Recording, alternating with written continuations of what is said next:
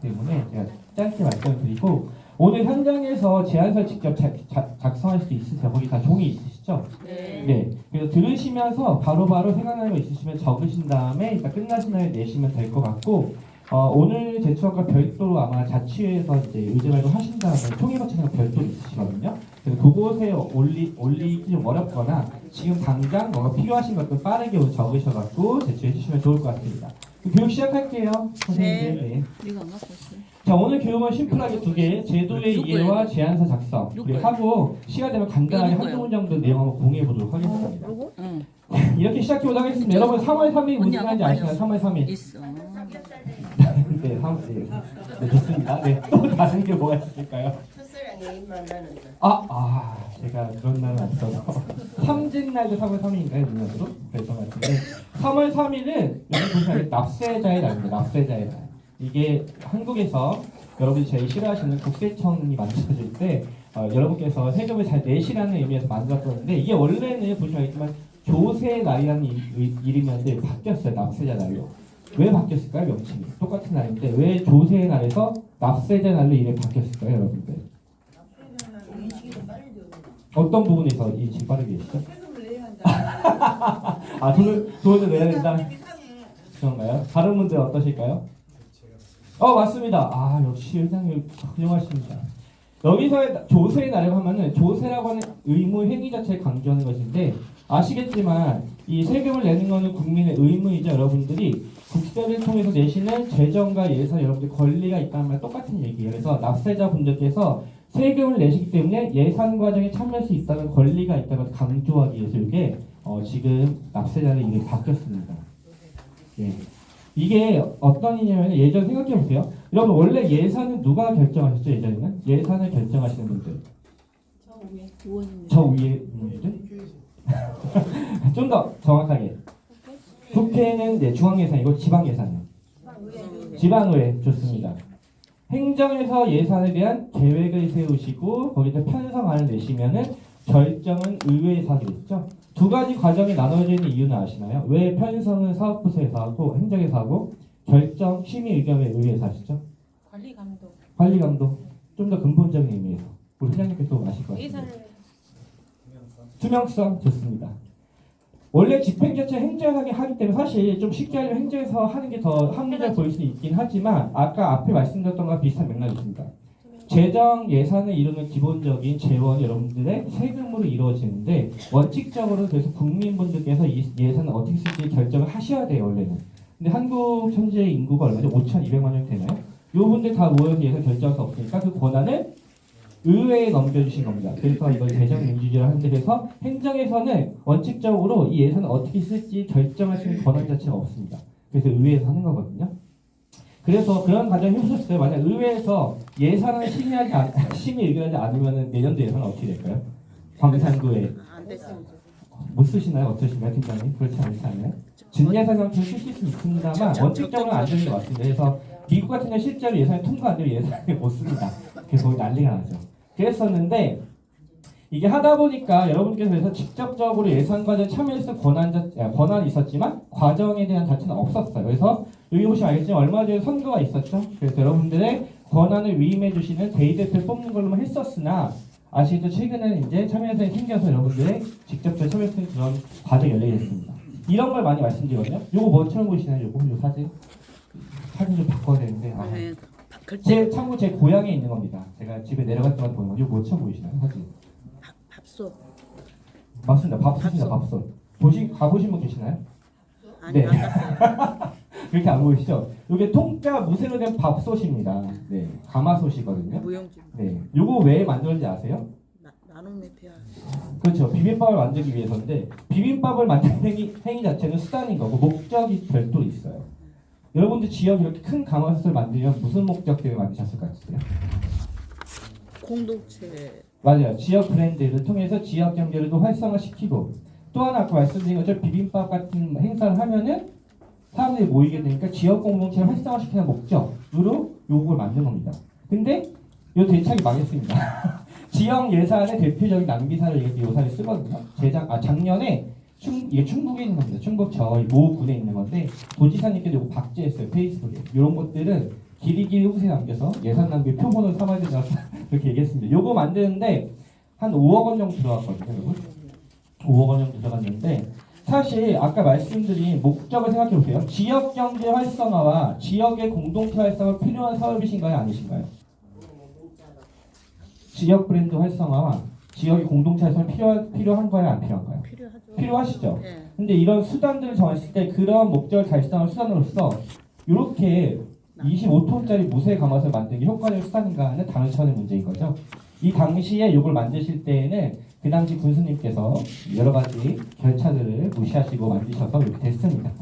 만약에 아까의 목적을 달성하기 위해서 더 많은 주민분들이 머리를 모으셨다면은 요거보다는 훨씬 더 좋은 사례들이 나왔을 것 같아요. 그렇죠? 지역의 문제들 주민분들이 잘 아시니까. 그런 의미에서 주민참여 예산 제도가 도입돼서 보시면 될 것 같아요. 이전에 행정과 의회에서 예산을 편성하고 집행하는 과정에서 필연적으로 생기는 것들은 문제가 있습니다. 어떤 문제가 있을까요? 필연적으로 사각지대가 생겨요. 사각지대. 그렇죠? 지금 여기 동주민센터에 아마 공무원분들께서 한 20분이 안 되실 것 같은데 그렇죠? 여기 그럴 것 같은데 그 20분도 안 되시는 공무원 선생님께서 동에 계신 모든 주민분들의 정책 욕구라든가 지역의 문제를 발굴하셔서 문제점들을 해결하는 사업들을 만들기가 쉽지는 않습니다. 그래서 그런 것들을 보완하기 위한 장치로서 이 주민참여 예산제도가 도입됐다고 생각하시면 될 것 같고 그런 의미에서 여러분들이 행정과 의회에서 보지 못하는 지역에 있는 현안들 혹은 여러분이 직접 느끼신 문제들을 잘 발굴하셔서 여기 제안하시는 것들이 핵심적인 부분이라고 할 수 있습니다. 근거가 있는데 지방재정법에 근거가 있습니다. 지방예산 편성 등 예산 과정에 있어 주민참여 명시해놨다는 부분도 있는데 나도 조문이 있으니까 읽어보시면 좋을 것 같은데 여기에서 조금 유의하셔야 될 것들은 법에 명시된 권한은 지방예산 편성 등 예산 과정이라고 되어 있습니다. 이게 혹시 무슨 차이신지 아시겠어요? 이게 원래는 2021년 법 개정에는 예산 편성 과정에만 주민분들 참여가 명시돼 있었는데 여기 바뀌어서 예산 과정 전체로 확대가 되었습니다. 이게 어떤 의미일까요, 여러분들? 어떤 의미일까요, 여러분들? 예산 과정이라 함은 예산의 편성, 집행, 결산을 이르는 모든 과정을 이야기합니다. 그래서 이전에는 행정에서 잘 보지 못하는 지역의 현안 문제들을 새롭게 발굴하셔서 사업으로 제안해 주신 과정 자체가 중요했는데 최근에 이게 제안뿐만 아니라 집행 및 결산까지 확대된 것에는 이유가 있어요. 어떤 이유가 있을까요, 여러분들? 예전에 작년, 재작년에도 지금 자치회에서 제안서 내셨잖아요. 그렇죠? 아까 제 자료 보니까 아주 훌륭한 사업들 내셨던데 그렇죠? 그럼 여러분들께 그 사업을 내신 사유가 있으시잖아요. 어떤 문제를 해결하기 위해서 사업을 제안하셨을 텐데 문제는 사업을 집행하기 전에는 그 사업이 실제 효과가 있는지 없는지 알기가 어렵습니다. 그렇죠? 실제로 해봐야지 이 사업이 원래 상정하고 있던 문제를 해결했는지 그래서 어떤 효과가 있는지 확인할 수가 있어요. 그래서 지금 주민참여 예산제 운영이 12년 정도가 됐잖아요. 그러다 보니까 이제는 실제로 주민분들이 제안하신 사업이 지역의 어떠한 문제들을 해결하고 있고 그래서 어떤 효과를 주고 있는지를 확인하는 과정이 훨씬 더 중요해지고 있습니다. 왜냐하면은 집행 과정에서 예상치 못하게 원래 의도된 집행이 안 되거나 여러 가지 것들을 고려해서 제안을 했는데 썩 효과가 좋지 않은 경우도 많아요. 대표적인 제안 사업들이 어떤 것들이 있을까요? 광산구에서 많은 요리가 특히 쓰레기 관련된 문제들에서는 5만 가지 제안 사업들 다 내보시거든요. 그렇죠? 뭐 분리수거장도 만들었다가 뭐 자동 재활용기 만들었다가 교육도 했다 하는데 효과를 보는 경우도 있지만 없는 경우도 많아요. 그런 경우에는 어떻게 해야 되겠죠, 여러분들? 이전의 사업들이 집행 과정에서 어떻게 집행이 돼서 어떤 부분에 효과가 있었는지 혹은 이게 만약 실패했다면은 어떤 부분에 있어서 이게 안 됐는지를 파악을 하셔야 돼요. 그 다음에 해야 될 건 뭐죠? 그렇죠. 개선해서 새롭게 잘 하셔야 됩니다. 안 된 문제에 대해서는. 그래서 신규로 사업의 의제들을 발굴하는 것도 굉장히 중요한데 한번 생각해 보시면 좋을 것 같아요. 지역의 주된 문제라는 것들이 그렇게 매년 새롭게 나오진 않아요. 생각보다. 그렇죠. 제가 좀 오랫동안 교육 갔던 데는 지역 이제 발굴 딱 말만 떼면 지역 주민들이 싫어하세요. 더 이상 새롭게 얘기할 게 없다. 그놈의 포스트에 그만 좀 붙이자고 얘기하단 말이에요. 그렇죠? 사실 그렇기 때문에 여러분들께서 이제는 신규 물론 아이디어를 발굴하는 건 중요하지만 우리 지역에 오래된 문제가 없고 그 전에 해봤던 우리의 해결 방안들이 어떤 것도 있었는데 어떤 건 효과가 있었고 없었는지 확인하시고 그런 것들 꾸준히 개선해 나가는 과정들이 훨씬 더 중요합니다. 그런 과정에서 집행과 결산이 중요하고 광산구에서 지금 참여 예산 과정에서 위원회에서 아마 집행 모니터링 하시고 있는 걸로 알고 있거든요. 올해부터 강화를 하려고 하는데 그것도 그거고 자치회에서도 한번 자치회에서 실제 시행하신 사업들이 얼마나 효과가 있었는지 그래서 그 효과들을 어떻게 하면 개선하고 우리 지역의 주민들과 잘 녹여낼지에 대해서 한번 고민해 주시면 좋을 것 같습니다. 그래서 올해 운영 계획 잠깐 보도록 할게요. 올해는 그 예산 편성 목표가 작년보다 1억이 늘었습니다. 총 13억이 편성 목표로 되어 있다고 보시면 될 것 같고요. 나머지 쭉 보시면 될 것 같고 이거 보시면 좋을 것 같아요. 지금 광산구에서 참여예산제로 제한된 사업의 유형들이 총 4개가 있습니다. 크게. 그래서 앞에는 일반 참여형과 구정 참여형은 지역에 있는 모든 분들께서 자유롭게 제한할 수 있는 내용인데 앞에 있는 것들은 뭐 이제 마을에 대한 부분들, 뒤에는 특정한 지역이 아니라 전체, 구 전체에 해당하는 사업들을 구정 참여형에 이해해 주시면 좋을 것 같습니다. 그리고 특별히 청년 관련해서 청년 참여형 별도의 포션이 있고요. 여러분들께서 이제 마을 총회를 통해서 제출하실 자치계획 별도로 있으시죠. 그래서 자치계획형으로는 3천에서 4천만 원 정도 동마다 예산이 배정돼 있고 사업의 수는 제한 없습니다. 다만 그 예산만 맞추시면 돼요. 그래서 하나에 몰빵하셔서 큰 사업을 하시든 아니면은 자잘하게 쪼개셔서 여가지 사업하시든 그거는 지역에 잘 결정하시면 될 것 같고 그거 외에도 여러분께서 개별적으로 제안할 수 있는 여기 일반 참여형 사업들이 있습니다. 그래서 여러분께서 오늘은 들어보시고 마을 총회를 거치지 않고 그냥 우리 지역 관련해서 제안하고 싶은 데 있으시다면 자유롭게 일반 참여 내신 사업들을 제안해 주신다고 생각하시면 될 것 같아요. 절차인데 조금씩 다릅니다만 거의 비슷해요. 여기 있는 자치계획형은 동네에서 이제 결정하셔서 올리는 형태인 거고 앞에 있는 것들 다 사업부서 심사를 거쳐서 나중에 주민투표 실시해서 그 결과를 가지고 선정이 되게 됩니다. 그래서 5월까지가 공모 기간이에요. 그래서 아까 말씀하신 것처럼 5월 내에 제안서를 써주셔서 내시면 됩니다. 그래서 아마 10월 정도면 결정이 나올 거고 11월 정도에 예산 편성안이 올라가기 위해서 심의를 하게 되는 과정으로 진행이 되게 됩니다. 그래서 여기 자치계획형 요건 오늘 할 건 아닌데 아주 좋을 것 같아요. 그래서 10월까지 하시면 될 것 같고 총 21개 정도 다 하실 거예요. 의제 발굴하신 다음에 사업 부처시키고 주민총회 통해서 결정하신 다음에 정리하시면 되는 과정으로 진행이 되게 됩니다. 그리고 요것들 보시면 되는데 앞에 거 보시면 될 것 같고 밑에 중요한 부적격 사업의 요인입니다. 여기에 해당되면은 부적격 사업 분리돼서 아예 심사 자체가 되지 않을까 확인해 보시면 좋을 것 같아요. 다 아실 수 있겠지만 하나는 광산구 관할 외의 사업들이 안 됩니다. 당연하죠. 왜냐하면 광산구에서 진행한 사업이니까. 당연하지만 의외로 헷갈리시는 경우도 있어요. 예를 들어서 여기 대표로 써있지만 교육청 사업들이 어떤 게 있을까요, 여러분들? 교육청 관련 사업들.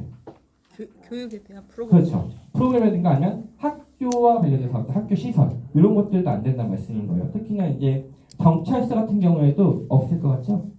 네. 있습니다. 신호 체계에 관련된 것들. 있어도 그러면 안 된다 이 말이에요. 맞습니다. 네. 저런 경찰서 같은 경우에는 신호체계라든가 횡단보도 관련된 부분은 사실 원래 협의를 해야 돼요. 그래서 그런 것들도 원칙적으로 안 된다는 거고 또 광산구 내에 있지만 광산구에 속하지 않은 것들이 몇 개 있어요. 어떤 것들이 있을까요? 국유지나 시유지 이런 것들도 광산구에서 이렇게 권한이 없기 때문에 그런 사업들은 안 된다는 거 이게 제일 중요합니다.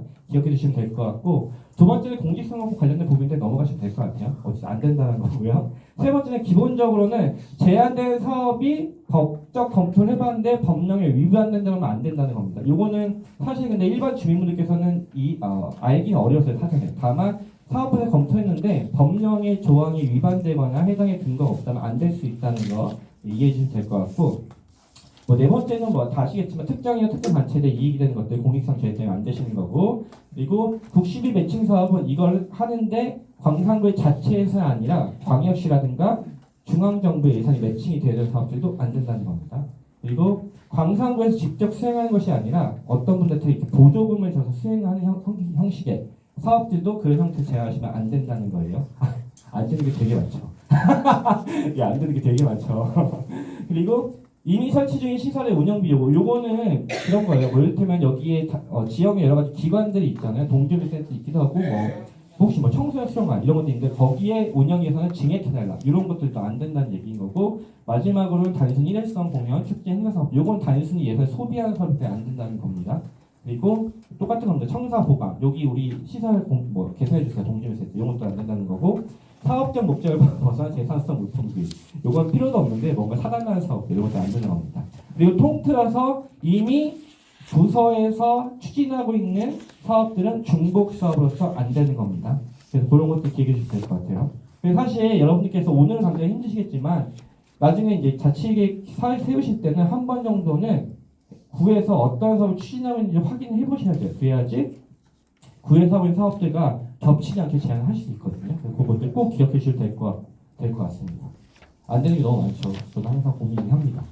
이 앞에까지가 제도에 대한 이해하고 저희 운영계획에 설명이 있어서 혹시나 질문 궁금하신 거. 아, 훌륭하십니다. 네, 네. 아니 저 이제 뭔가 네. 경찰서하고 연관이 되는 건 안 된다고 말씀하셨는데 제가 그때도 제가 한번 잠깐 물어봤었는데 이렇게 마을 앞에 큰 도로에 네. 굉장히 차량들이 세게 다니는데 네. 저희가 한 20년 동안을 그 시스템 뭐라고 해야 될까? 그걸 시스템이라고 화석 관련해서 단속하는. 그걸 해달라고 네. 요구를 했는데 그게 지금 이행이 되지 않았어요. 네. 그래서 그걸 제가 참 이거 그걸 쓰려고 지금도요? 갔는데 지금 아직은 못 내고 있는데 그래서 그건 안 되나요? 이게 좀 그렇죠. 민원성 같다. 네. 나도 썼는데 안 될 것 같은 생각. 민원성이잖아. 네. 분명히 그걸 넣으려고 해볼까 하고 했는데 네. 사실 여기 공무원 선생님이 너무 많으셔서 제가 뭔가 함부로 말씀드리기 어려운데 아까 말씀 원칙적으로 안 된다는 거고 사실은 협업 경찰서로 민원을 네 그렇게 하셔도 됩니다. 아니면 이런 것도 그냥 말씀하신 것처럼 민원을 넣으셔갖고 이거 협의해서 해결해달라고 말씀하시면 될 것 같아요. 혹시 또 다른 궁금증 경찰청으로 넣어줘요. 없으시면 넘어갈게요. 네. 사업 제안서 작성하기로 바로 넘어가도록 하겠습니다. 여러분 사업 제안서 작성하려면 뭐가 필요하죠, 여러분들? 예산이 필요하지만 그 예산을 어떻게 쓸 건지에 대한 사유들이 필요합니다. 소위 말해서 이야기들을 만들어내셔야 돼요. 그렇죠?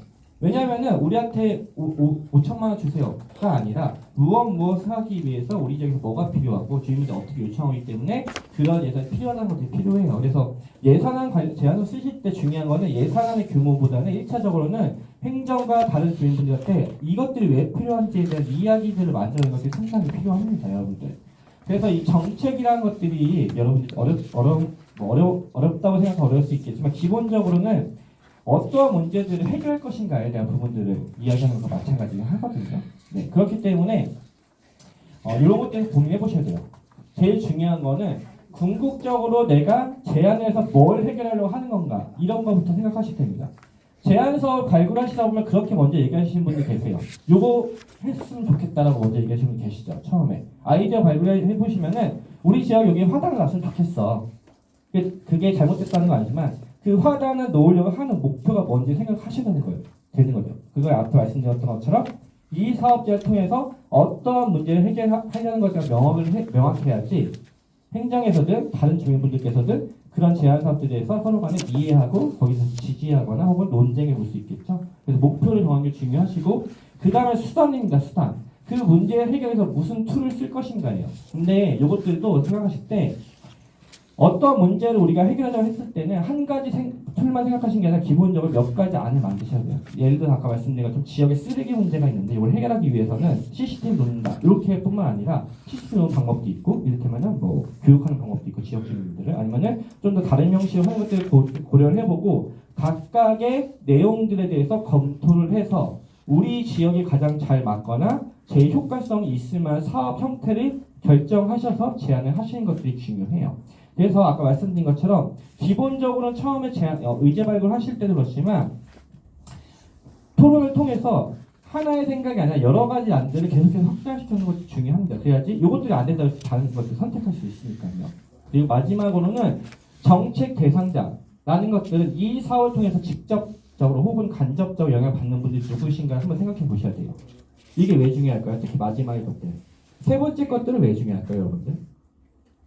생각해 본 적 있을까요, 여러분들? 정책 대상자. 어떤 게 있을까요? 보세요. 만약 여러분들께서 어떤 사업에 대해서 어떤 지원 사업 안에 고민한다 해볼게요. 우리 지역에 예를 들어서 문화비 지원 사업들 같은 거 제안해 보신다 할게요. 그럼 당장 어떤 이야기가 나오죠?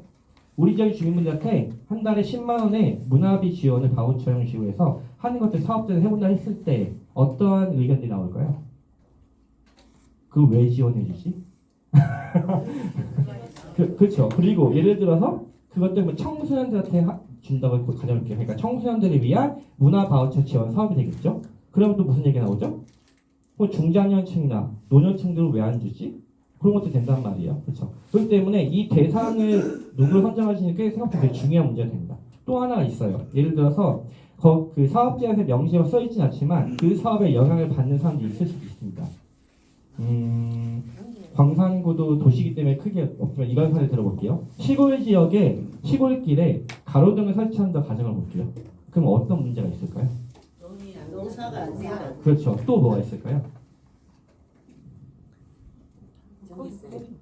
사생활 뭐 그렇죠. 예. 이게 시골 지역은 보통 아파트가 아니라 다 단독주택이잖아요. 그러면 그 가로등 가까이 있는 사람들 광해 때문에 그런 문제가 생겨요. 그래서 이거는 원래 상정했을 때 시골길에 가로등은 필요해요. 너무 어두워서 그렇죠. 뭐 빠질 위험도 있고 아니면 뭐 뱀도 지나다고 하니까. 근데 그 형태를 어떤 형식 고민하는 데 있어서 아까 같은 영향을 받는 사람도 있다 보니까 그 사업 형태를 조정을 해야 되는 거예요. 아까 말씀하신 것처럼 작물에 영향을 가기 때문에 예를 들어서 뭐 가로등 같은 센서등 형식으로 한다든가 그렇죠. 아니면은 빛이 나오는 것도 뭐 범위를 조정한다든가 메리트 형식으로 위로가 나오게 한다든가 이런 식의 사업의 내용들을 조정할 필요가 있는 거죠. 또 그런 경우도 있어요. 지역에서 특히 설치 사업 했을 때에는 주민분들 갈등이 일어날 수 있는 소지도 있어요. 그렇죠. 특히 쓰레기에 관련돼서 뭔가를 설치한다면 다 싫어하세요. 그렇지 않나요?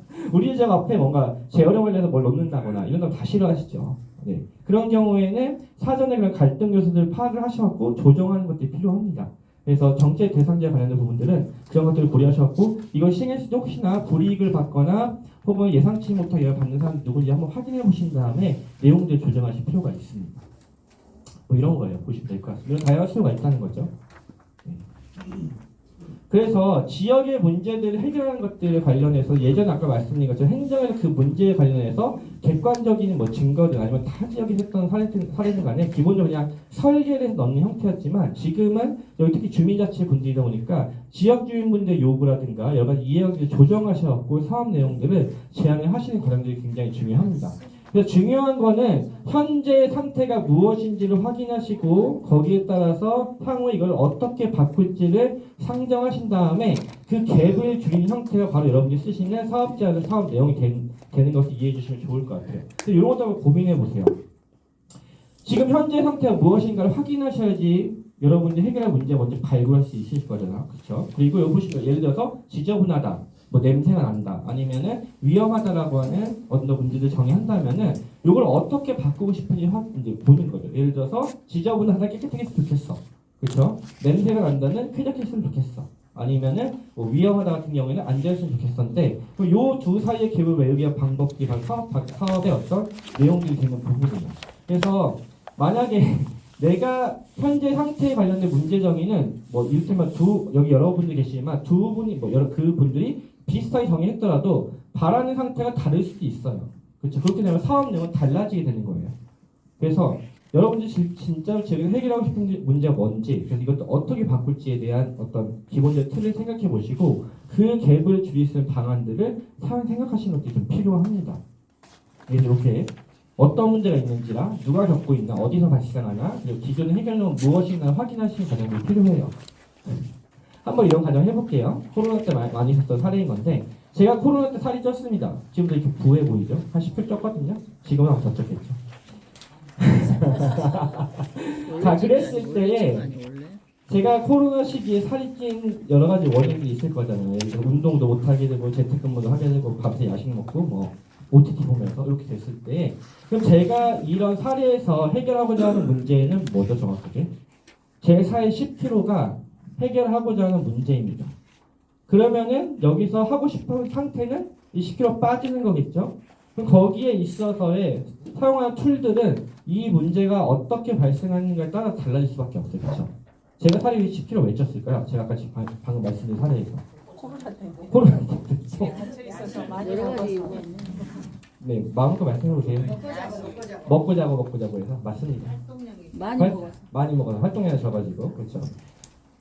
다 맞는 얘기시긴 해요. 근데 아까 이제 누가 코로나라고 말씀하셨잖아요. 이 문제 정의할 때 중요한 건 뭐냐면은 문제의 원인들은 되게 다양한 층위로 여러 가지가 작동할 수 있는데 저희가 지금 참여하는 건 뭐죠? 광산구 참여 예산이잖아요. 그러니까 광산구의 범위를 넘어갈 수준의 문제 정의를 하면은 그 문제는 해결할 수가 없어요. 그래서 아까 말씀드렸던 것 사례에서 만약 문제를 코로나로 정의하면 저는 그 문제에 대해서 해결할 수가 없는 거예요. 그렇죠? 적당히 운동하는 방향이라거나 혹은 뭐 식이요법을 하는 이런 방향을 정의해야지 문제를 해결해 줄 수 있는 거죠. 그렇다고 해서 너무 낮은 차원의 문제를 정의하면은 그 효과가 너무 미비하게 되거든요. 그렇잖아요. 그렇죠? 그렇기 때문에 그 적정한 수준의 문제 정의 수준들을 정하시고 거기에 맞춰 사업계획서를 작성하시는 것도 좀 필요합니다. 그리고 특히나 아까 말씀드린 것처럼 지역에서 오래된 문제들 같은 경우는 이미 해봤던 방법들이 상당히 많이 있어요. 그렇죠? 그것들 중에서 기존의 문제 해봤던 방법들 한번 생각을 해보시고 요즘에 효과가 있었던 거라든가 아니 그것 중에 좀 더 개선해서 제안을 할 만한 방법들이 무엇이 있을까 생각해 보신 다음에 요 실제의 내용들을 구체화하는 것들이 필요한 겁니다. 그래서 사실 요즘에 제가 가장 강조드리는 건 이런 부분이에요. 기존의 해결력이 무엇이었나를 좀 봐라. 네, 그런 것들이 좀 필요하거든요. 그래서 필요하시면 행정에 요청하셔서 지금 말고 나중에 자치계획 세우실 때는 이전에 했던 사업들 내용들이라든가 관련 자료 좀 충분히 받으셔갖고 사업 내용들 좀 검토하시는 게 필요합니다. 이게 오늘 쓰실 제안서의 양식입니다. 보이시나요, 여러분들? 네, 거기 앞에 다 있으시죠? 여러분들 만약 이거 쓰라고 하면은 어떻게 쓰실 거예요? 뭐부터 쓰실까요, 여기서? 사업 내용부터 쓰실 거예요? 사업명부터 쓰신다고요? 제가 아까 전에 뭐라고 했죠? 제일 중요한 건 뭐라고 했죠? 돈도 중요하죠. 자, 여러분들 다시 복습해 볼게요. 이러면 안 됩니다, 여러분들. 문제의 원인, 우리가 해결할 뭔지를 얘기를 해야 되겠죠? 그럼 필요성부터 쓰셔야 되는 거예요. 여기. 필요성과 기대 효과부터 쓰셔야 되는 거예요. 그 다음에 오늘 뭐 한 번에 해서 어쩔 수 없지만 이 사업 내용은 요걸 두고 나서 툴들을 선택하시는 것이 필요합니다. 그래서 사업 내용은 맨 나중에 쓰시는 거예요.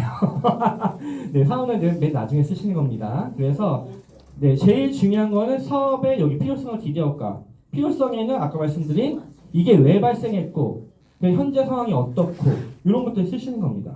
뭐 예를 들어서 우리 지역 어디 다리가 뭐 예를 들어서 너무 노후화되고 부식되어 있는데 이래서 안전사고가 어떤 우려가 된다. 이런 것들을 먼저 쓰시고 그래서 이런 것들이 좀 잘 수리가 돼서 주민분들이 보행 안전에 뭔가 보장돼서 좋겠다는 부분들 먼저 이게 충분히 설명할 것이 필요합니다. 그래야지 이것들을 보시는 다른 주민분들이나 행정부서에서도 충분히 공감을 하시겠죠. 그래서 그래 요 사업을 해야 되겠구나 생각하시겠죠. 그 다음에 사업의 내용들이 이제 들어가는 겁니다. 사업령들을 좀 지금은 이것도 다 지금 활용하기 어렵지만 하실 때는 자료들 충분히 찾아보시는 것이 필요해요. 그래서 뭐 지금 광산구에도 제가 알기로는 주민참여에서 홈페이지가 있는데 사업들이 아마 올라와 있을 거거든요. 그래서 기존의 사업들 어떻게 쓰셨는지 한번 확인해 보시고 타 지역 사례도 보시고 광산구에 있는데 우리 동이 아니라 옆 동에서 어떤 사업이 있는지 보시는 것도 필요해요. 그래서 우리 동에서 비슷한 사업을 제안을 하는데 옆 동을 보니까 요 사업을 해서 여기 됐어. 그럼 우리도 지역에서 좀 바꿔서 다녀볼 수 있는 거죠. 그런 것들이 필요하기 때문에 기존 사업들을 확인해 보는 게 필요하다. 그리고 뉴스도 검색해 보시면은 키워드 검색해 보시면 사례들 많이 나오시거든요. 특히 아까 말씀드렸던 것처럼 지역의 오래된 문제들이라 함은 다른 지역에서 비슷한 문제를 겪고 있는 문제의 경우가 되게 많죠. 아까 말씀드린 쓰레기 문제라든가 지역의 보행 안전과 관련된 부분들은 그만큼 주민참여 예산제도 혹은 지역에서 행정했던 사례들이 많기 때문에 뉴스에서 우수 사례가 나올 확률이 높아요. 아니면은 완전히 망한 사례가 나오거나. 그래서 뉴스 같은 것도 한번 찾아보시면 좋을 것 같고 사업령은 제일 나중에 정하는 거예요. 이거 정하실 때 가끔은 굉장히 본인의 예술적 창작을 충분히 발휘하셔서 쓰시는 분도 있는데 그렇게 쓰시면 사업명만 보고서는 사업을 판단하기 힘들기 때문에 사업명에는 심플하게 뭐 사업의 대상과 사업의 방법, 아니면 사업의 목적과 사업의 방법 픽으로 해서 전체 내용을 요약해서 볼 수 있을 정도에서 사업명 정하시는 게 중요해요. 그래서 사업명만 보더라도 이게 대충 무슨 사업이라는 것을 알 수 있게 사업명 쓰시는 것이 필요합니다. 그 사업 위치를 명확한 것도 필요해요. 기본적으로 사업 위치 쓰실 때에는 아신다고 하신다면 가능하면 다 집원 주소를 넣어서 쓰시면 좋아요. 어디. 근데 집원 주소 넣기 힘든 사업이 있을 수 있잖아요. 예를 들어 약간 어떤 구간에 관해서 뭘 하신다 이런 것들은 특정 기점을 잡아서 어디부터 어디 몇 구간 하시고 첨부 자료로 맵 요즘에 지도어플 많잖아요. 그렇죠? 그것들 사용하셔갖고 지도어플 첨부하셔갖고 여기 구간을 표시하셔서 넣으시면 좋을 것 같습니다. 이게 명확하지 않으면은 사업부에서 판단하기가 힘듭니다. 그렇기 때문에 여러분들께서는 꼭 명확하게 여기 지역에서 뭘 만들어주세요 하시는 것들 필요합니다. 예산 소요에 대한 부분인데 요거 자치계획형 세우실 때는 좀 고민해 보셔야 돼요. 지금은 어차피 내시면은 사업을 조정하시긴 하시지만 여러분 사업예산 요거 생각했을 때 뭘로 추정하실 거예요? 사업예산? 예산 규모 어떻게 추정하실 거예요? 그냥 쓰실 거예요? 그냥 쓰실 건가요? 사업예산 요거? 예. 그냥 쓰신다고요? 물론 이게 너무 어려워서 가능하시면은 동해에 계신 행정공무원 선생님들 도움 받으시면 제일 좋아요. 근데 그냥 만약에 자체적으로 하실 때에는 사업 예산을 생각한다는 거는 이 사업에 어떠한 요소가 투입되는지를 확인하는 거고 거기에 따라서의 사업 양을 같이 고민하셔서 그것들 곱해서 나오는 것이 이렇게 사업 예산이에요. 지금 같은 교육사업 같은 경우는 뭐가 필요하죠? 어떠한 것들이 필요하죠? 교육사업에는 강사, 공간, 참여자, 홍보 그리고 이런 준비물들. 네, 그럼 강사는 강사비와 원고비가 될 거고 공간은 공간 대여비와 기기 대여비, 그렇죠? 참여자분들은 돈은 안 들지만 참여자분들 다관 들으니까 다과비가 들어갈 거고, 그렇죠? 뭐 예를 들어서 홍보는 디자인비, 뭐 이런 식으로 한 다음에 몇 회를 할 것인가, 몇 명이 올 것인가 곱하면 나오겠죠? 네, 그런 식으로 하는 거긴 합니다만, 뭐 지금 당장 쓰실 때 오늘 그것까지 고려할 수 없으니까 대출 두리뭉실 쓰시고 하시면은 굉장히 조절해 주시긴 합니다만, 어쨌든 한 번 정도 저는 요거 소유예산 추정해 보신 것들 추천드려요. 그래야 여러분들이 제안하신 사업에 어떠한 것들이 필요하신지를 확인하는 과정하고 똑같거든요. 그래서 이런 것들 자체에서 나중에 세우실 때는 고려하셔서 예산을 짜주시면 좋을 것 같습니다. 그래서 이거 간단히 쓰시면 여기 다 읽어보시면 될 것 같은데 간단히 쓰시는 것도 필요합니다. 나머지 부분들은 읽어보시면 될 것 같은데 제가 아까 앞에서 사업 내용 관련해서 말씀드릴 때에 중요했던 것들 이제는 지역의 문제들이 무엇인지 다 아시잖아요. 오늘 지금 당장 쓰실 거 있으시잖아요. 여기 벌써 CCTV 말씀하셨고 또 지금 당장 쓰실 거 있으신 분들 나는 오늘 여기 뭘 쓸 거다. 뭐 쓰실 건가요? 저희 우리 광산구에서 네. 특히 우리 가장 가까운 동네에 있는 송산, 여러분 송산공원 송산유 아시죠? 예. 거기다가 황토길로 해서 걸을 수 있는 거리. 네. 그걸 지금 쓰고 있는데요. 네네. 예산 문제에 대해서 제가 우리 강사님 얘기하시는 거하고 좀 틀리게 한 것 같아가지고 네네. 다시 쓰겠습니다. 아닙니다. 여러분 괜찮을까요? 근데 어쨌든 황토길 관련해서 있으시고 다 있으시잖아요. 아까 말씀드린 것처럼 지금 어쨌든 해결하는 문제도 있고 뭐 기대효과 있는데 그 중간에 반환을 했을 때 세부적으로 약간씩 조정하신 것들이 조정하실 때 아까 참고해야 되는 말씀드렸던 것들이 타지역 사례 기존 했던 사업들 그쵸? 그리고 뭐 뉴스라든가 여러 가지 자료들을 포함해서 조금씩 조정하는 것도 필요합니다. 그리고 지금 저희가 오늘 써서 제안할 것들은 일반 공모형이란 말이에요. 사업 예산이 보시면 알겠지만 크진 않아요. 전체적으로. 물론 여기 쓰시는데 여러분들 쓰시는 사업비의 제한도 없긴 하지만 어쨌든 그 안에서 이루어질 거고 사실 여기 여러 사람들이 제안할 거라 생각하신다면은 사업비 규모 엄청 큰 걸로 제안하시 쉽지 않긴 하거든요. 그래서 약간 뭐 한 1천만 원 정도 위아래 적정한 수준의 사업 중에서 지금 자치계획처럼 지역 내의 주민분들과 뭐 엄청 수기 토론이 필요한 거 이외의 것들 중에서 우리 지역이 지금 당장 필요한 것들 아까 말씀드린 뭐 소규모 보수 사업이라든가 아니면 이런 생활환경 개선 쪽이라든가 이런 쪽으로 고민하셔갖고 오늘은 제안을 써주면 될 것 같고 그게 아니라 나는 오늘은 조금 더 우리 광양구 전체에 관련된 제안을 한번 해보겠다도 괜찮습니다. 왜냐하면 아까 보시면 구정 차용도 있기 때문에 그래서 뭐 특정한 대상, 어르신들 지역 내 아니면은 지역 내 주민들 모두 활용해서 어떤 플랫폼을 만드신다든가 이런 것들도 제안해 보셔도 되거든요.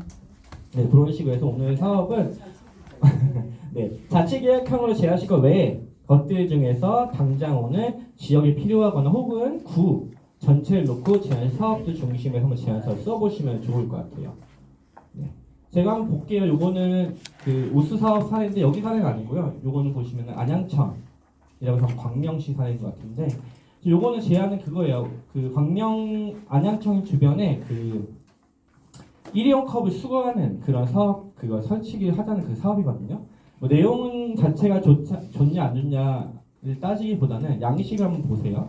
여기 필요한 사유도 이렇게 썼죠. 지금 벚꽃 축제 기간에 거기 있는데 거기 사람들 엄청 많이 몰리는 부분이 있고 쓰레기통이 있긴 하지만 한 군데밖에 없어. 거기 오는 또 젊은 분들이 많이 오신단 말이에요. 그럼 뭐 들고 오죠? 젊은 분들은 일회용 컵을 들고 커피를 먹으면서 오죠. 그렇기 때문에 너무 지저분해진다. 그래서 그런 것도 줄일 수 있게 했으면 좋겠다는 거고, 보시면 되게 구체적이다. 위치들도 어디에 몇 곳씩 해서 하나는 안양천 하안동 방면에 화장실, 거기 화장실 있는데 거기 옆에다 했으면 좋겠다. 그리고 어디 육교를 지나서 어디 옆에다가 하나 설치했으면 좋겠다. 이런 식으로 행정 딱 봤을 때 어딘지 알 수 있게 그 위치를 굉장히 구체적으로 정해놨죠.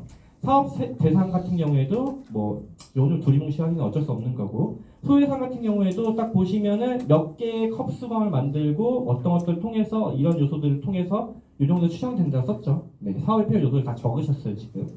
그리고 내용 보시면은 컵 2개, 그 일회용컵 전용 수거함 2개를 설치하는 것들이 사업의 내용인데 이것들을 이렇게 보시면은 어떻게 해서 하겠다. 그래서 단순히 설치하는 것뿐만 아니라 일회용컵을 줄이기 위한 캠페인 정도 이런 소프트웨어까지 고려해서 제안을 하신 거거든요. 그래서 그런 식으로 하고 사진을 이렇게 넣으셨죠. 참고할 수 있는 일회용 여기 수거, 컵, 수거함 이런 것도 있는데 이런 형식에서 만들 수 있겠다라고 제안을 하신 겁니다. 그래서 이것들 같은 경우에는 조금 당연히 여기 광산구의 동이나 좀 이 환경이 다르겠지만 중요한 거는 각각의 요소들을 이렇게까지 자세하게 써주시는 게 사실 제일 좋다는 것들 보여주기 위해서 갖춘 거거든요. 참고해 주시면 좋을 것 같아요. 네. 끝입니다. 제가 너무 빠르게 했나? 네, 그 뒤에 회의가 있어서